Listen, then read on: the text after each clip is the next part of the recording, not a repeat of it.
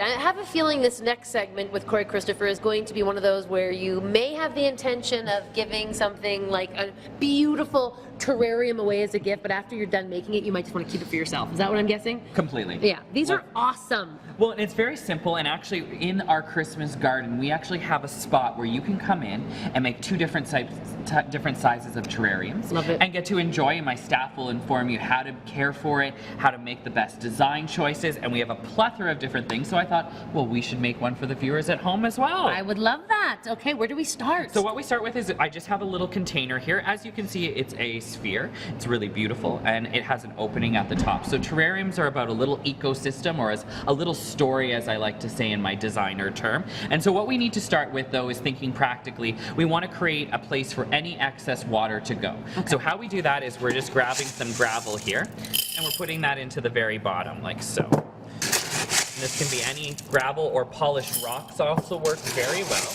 Now, how long should a terrarium last for? Well, I've had some people have theirs for up to a year. Wow. I've had others have theirs for up to a week.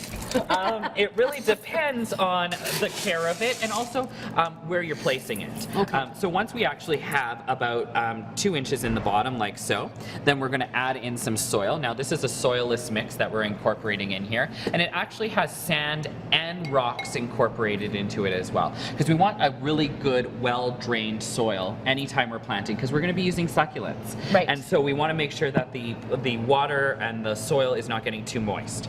So here's our cute little succulent. Oh, I love these guys. They're so amazing. So these are mini little succulents that we're going to incorporate in. So I always tease the roots just a little bit, as you can see, and then teasing the root. I haven't heard that before. I like it. Teasing the roots. So you want to be careful with them, but you do need to pull them apart a little bit. So I'm going to probably only position about 2 of them in there, and I'm going to grab the other one there. Now, I just heard someone talking about succulents, information vis-a you, that actually they only need to be watered twice, like once every 2 weeks. Is that right? About once every 2 weeks with a little tablespoon, or I use a turkey baster as well. Wow. Because you want to regulate how much water. Oftentimes the reason succulents will die is because of lack of light or also too much water. We drown the poor things. Oh, no! Exactly. So once we have those positioned in there in a creative manner, we're going to start to play with a whole bunch of different types of rocks.